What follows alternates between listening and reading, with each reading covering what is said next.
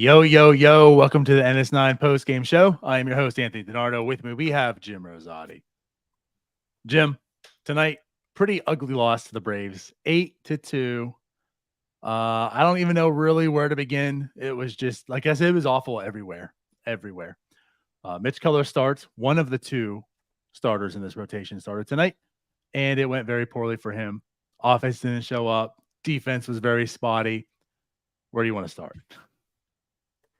I think first and foremost, I think we should just kind of preface all of this with this Atlanta Braves lineup is ridiculous.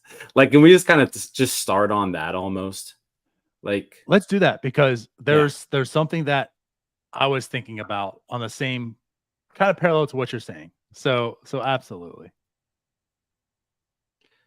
Yeah, I mean, you just look top to bottom. It's ridiculously deep. It's just made up of all-star after all-star after all-star. You've got multiple MVP candidates. You've got the best hitter in at least the National League, leading off. You've got the leader in home runs, batting third. There are 8 guys in this lineup with a slugging percentage over 440. It's good. It's ridiculous. And you know what? Austin Riley didn't play tonight. So you know the other caveat to that? They're all signed for like 13 more years. Right. For like the lineup today $4 million a year. Yeah. If you add up all their contracts in 2023, I think it equals $4.3 million. Right. Like their payroll is going to be below the Pirates and they're going to have all these stars. Yeah. Right. Yeah, no, it's funny. I didn't really want to go down this rabbit hole, but honestly, where my mind went tonight and watching this game, like I said, it was similar to that. I'm looking at this and just saying, like, this is the standard. You know, you're trying to like this team playing the Braves. You know, yes, they've played the Brewers. We've talked about how well they've been playing. It's the Royals, the Cardinals, the Brewers, right? Now they're playing the Braves. This is a whole different animal.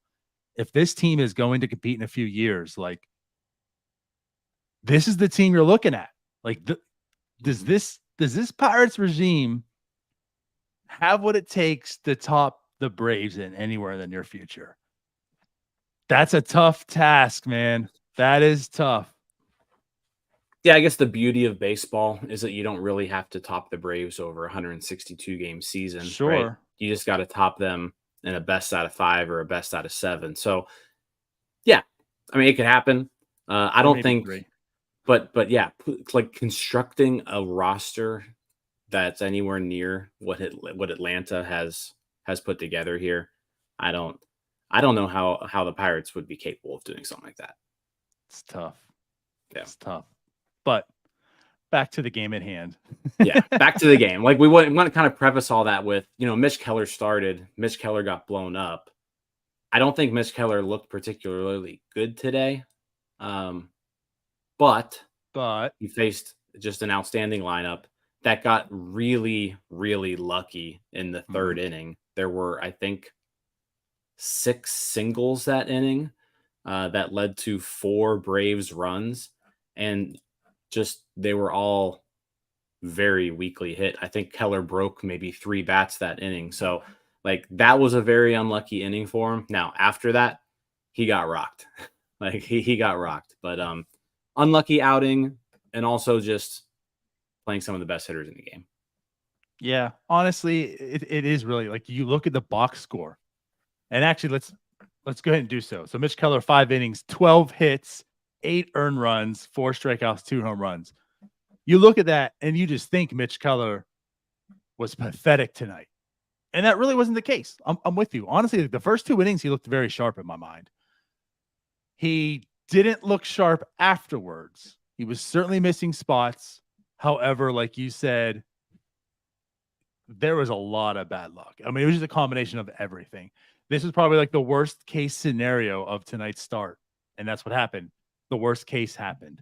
But it is what it is.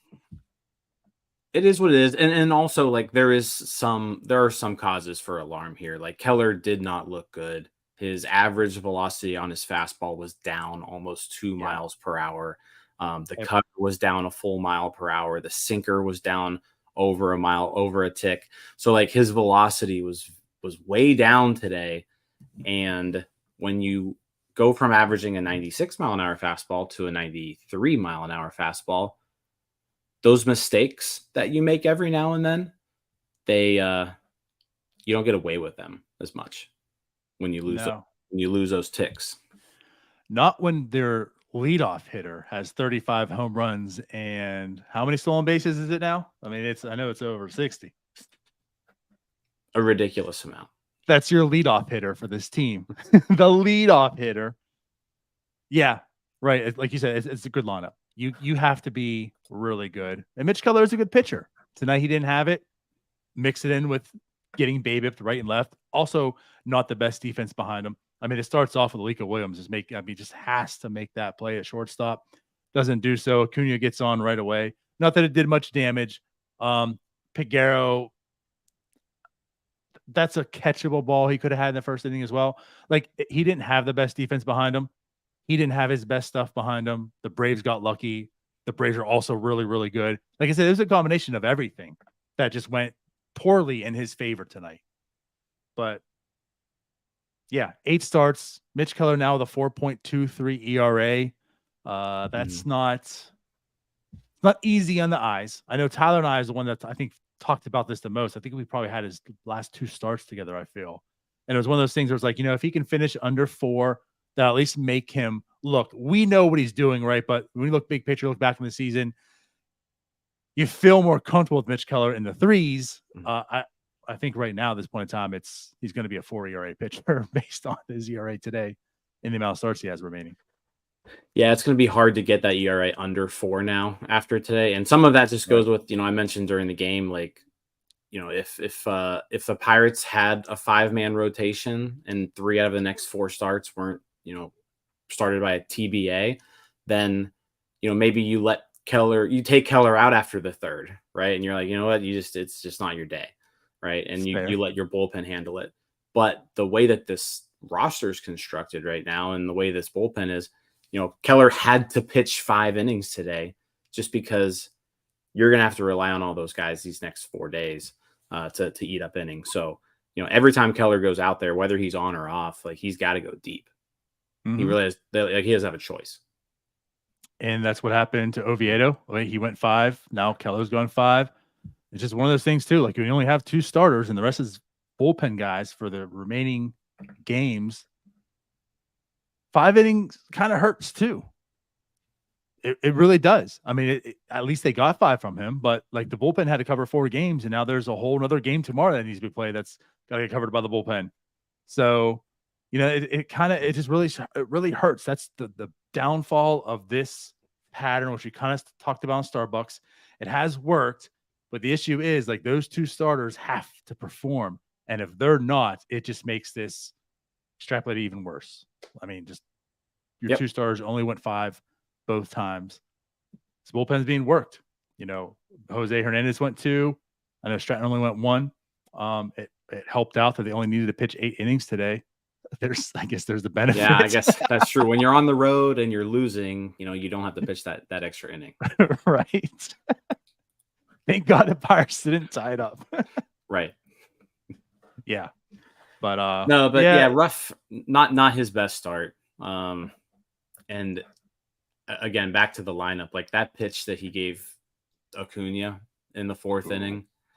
First off, it was like middle. It was 91.5 miles per hour, 4-seam fastball. Just a bad pitch. But Ronald Acuna Jr. hit that like the other way, 455 feet. That was one of the more impressive home runs I've ever seen. He's so damn good. Just so damn good. And so young. And again, making like $800,000 this year. And for the next like 10 years. Right. Yeah, man. That just shows, like, again, he's going to capitalize on those mistakes. And he did. He absolutely did. Bad pitch. Cunha's, I mean, you can argue he's MVP or not. So you can't do that in that situation. Albeit the game is pretty much already out of hand at that point in time. Also, offense didn't show up either. Steel City DW here says, there was a bright spot. After Keller, his 5 innings, Jose Hernandez did look pretty good in his 2 innings of work because he had been shaky lately. But there's still something off with him. His velocity is still way down. So like he executed today, but same thing with him. Like velocity's been down the last few outings by quite a bit. He averaged 93 on his fastball today. Yeah. But maybe it's just the grind of the season. It's September and people are just wearing down. That's one thing. I mean, it is towards the end of the year, so you expect some velocities to be down, but this dramatic, right? Like you said, with Mitch Keller, it was like 1.5 miles per hour. With Jose Hernandez, 1.5 on the 4-seam, 2.7 miles an hour less on the slider. However, 50% whiff rate. Now, I don't know if Atlanta was just kind of laying down also at this point in time. The same sense, the game is pretty much out of reach, so I don't know how competitive Atlanta felt. Maybe there's something to that also. But, I mean, he pitched excellent. 2 innings, 4 strikeouts. They were swinging and missing pretty much all night with him. 7 whiffs and 14 swings.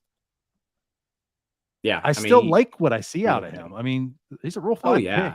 He's solid. The stuff is good enough that like he has all the makings of being a decent reliever because I say he's left-handed, so there's a perk already. The slider is a good pitch.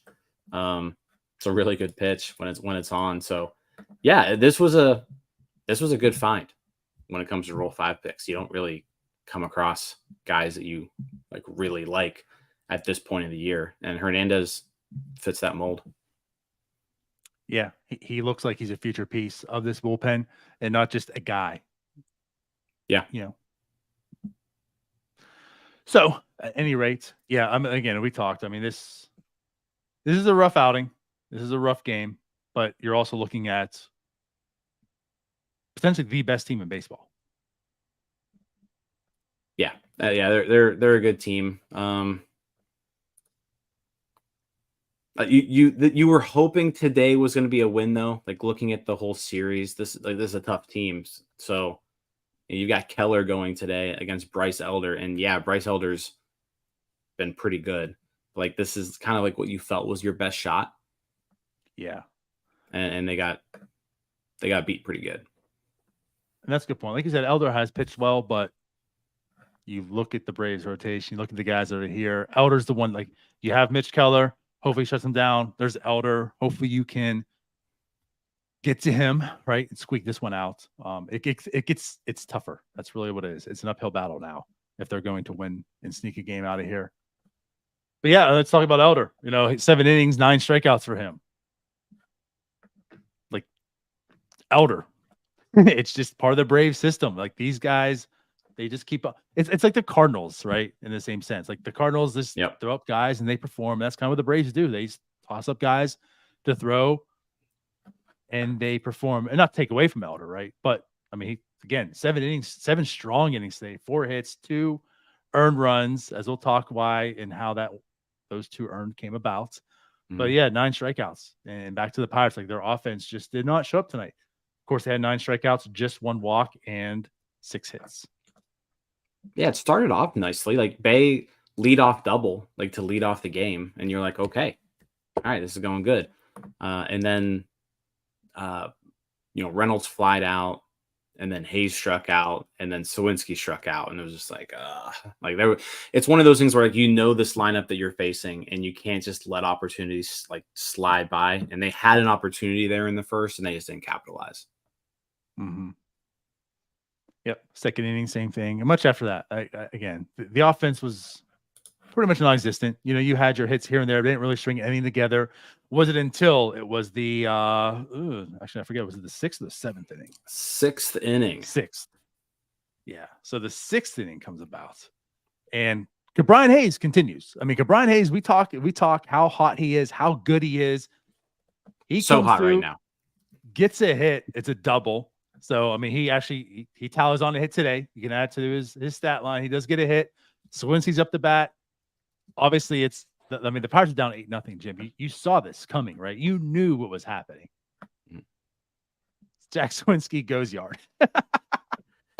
Now it's 8-2. Yeah, right. Exactly. Like in an 8-0 game, now Jack Sawinski homers. He couldn't do it in the first inning, with the guy on base, but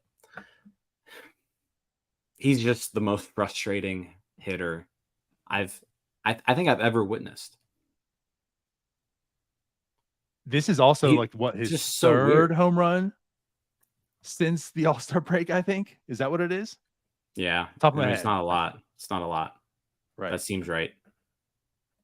And I mean, again, like you talk about it more in jest early on the season because it's still a small sample, but it's time progresses. Like last year, just the weird split was the home away stuff. It's just Jack Sawinski's just a weird player. Like I'm still saying it to this day. We talked about that, and that's how I worded it early on the season. It's just weird what he does.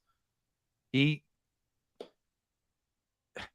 shows up for a limited time, disappears for a long time, and it seems like when he does show up, it's when it's an 8-0 game. And that happened today. Yeah. So I mean, you nail on the head there. Just a weird player. Like next year, it's going to be a different thing. Like it's going to be a completely different thing. Like his day-night splits are going to be like he's going to be like the best daytime hitter in like the history of baseball, and there it is. Won't be able to hit at night. So like Sundays, he just goes off. I don't get it. And like, I'm not trying to knock his talent. I know a lot of people are. I mean, he's a talented player. Dude has legit power. We know that. But again, I just find it so hard how to value a Jack Sawinski. For so many players, it's very easy to kind of just go by WAR. Like, it just encompasses everything. It's nice and easy. You can kind of sort, but it's like with Jack Sawinski, you just can't. I don't know how to value. He's just, I don't know. Again, with the streakiness, like, do you value the streakiness or not, and the clutch and such? And just, man, if we could just get him to like just be more consistent, he'd be a really good player. There would be no arguments. There'd be no question, no back and forth. Is he good or not good? If he just had more consistency. And it's because of the inconsistency that you look at the OPS and you look at everything else and say, well, he should be a good player. But it's like when you look and watch day to day, you just see so many issues and so many flaws and so many times that he doesn't show up. That's just the problem. Just a weird player. Yeah. But, I mean, hey, he did get a hit. He did get a home run. I mean, he's the only one that did provide offense for the team today for the most part, right? Brian gets on by the double. He hits the home run. And that's pretty much it after that. Outside of that, I mean, 24th of the year also. Okay. I mean, leads the team by quite a bit. And again, like he leads the team in home runs. Like his OPS is fine. Is like you look at all this and you're like, he's a good player. He should be recognized as a good player. But yet you can absolutely make the argument that he should be like a part-time player. Just I don't want to harp too much on him. But yeah, like I said, he was the one that pretty much showed up and did it. And outside of that, like Alfonso Rivas had a hit and a walk. He got on base twice today. Like that. And a stolen base. Stolen base for Alfonso Rivas. Yeah. Showing the wheels. So it was a good game for him. He's not a good baseball player. But yeah, that was a good game. I don't know what else to really. That was really it, though. That was really it. Alika 1 for 3, 2 strikeouts. Still, though, like I know he got the hit, but he just looks overmatched. Absolutely. He just does not look good at the plate at all. And again, not to harp too much, but like the glove is the calling card, and that was such an easy routine play to make it the first inning. He misses. Yeah, I'm kind of ready for like what Michael's saying here in the comments. I am officially ready to say Williams needs to go back down. Gonzalez needs to come up. Piguero goes to your shortstop, like everyday shortstop. And then you roll with Gonzalez at second for the remainder of the year and just give them some playing time together. 100%. That's what we need going At forward. this point in time, absolutely. You know, like Gonzalez got his taste. He saw his failures, go back down, capitalize, work on it. He's performing right now. Again, He's I think crushing the ball. You're probably with me. It doesn't mean that it will create success in the major leagues, but I think he's deserved his other opportunity to come back and finish out the season.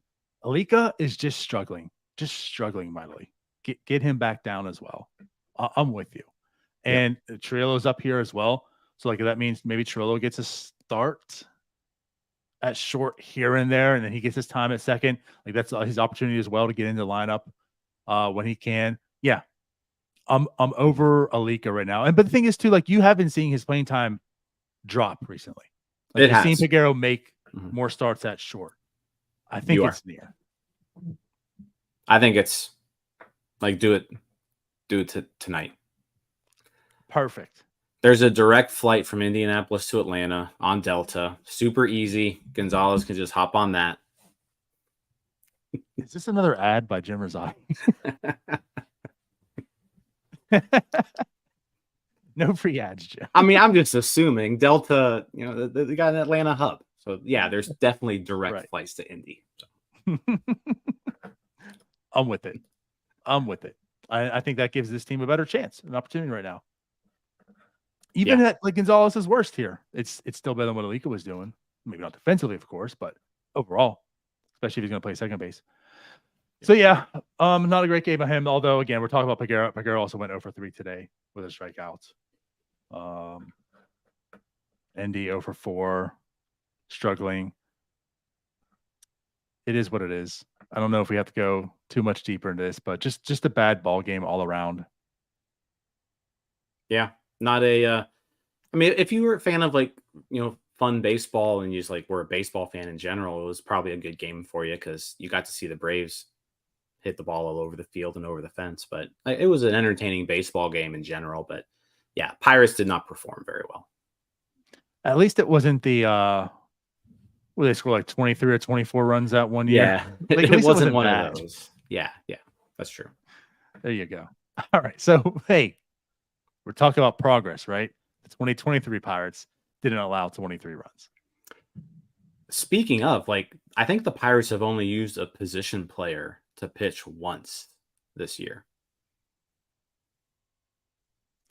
As sad as it is, that's fair. Like, that's actual, like, sort of progress, honestly. They're being used at least once a week. Like before, last year, Josh Van Meter was pretty much a staple of the bullpen. Yeah, because there were just blowout losses all the time. Right. That's a good point. That's fair. Progress. All right.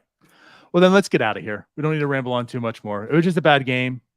It's not a great team, but again, this is a very good team they're facing. Very well could be the World Series champions this year. So with that said, they'll be back tomorrow. They'll get a chance to redeem themselves. Hopefully play a little bit better baseball.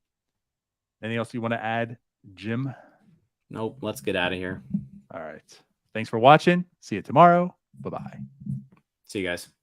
Hey, you all. Thank you for watching. I know we try to provide the most entertaining content that we can, and we'd love to spread it to as many people as possible. So I know it doesn't seem like a lot, but if you could take the 5 seconds to like this video and subscribe to the page, it helps out so much more than you know. Thank you, and let's go Bucks.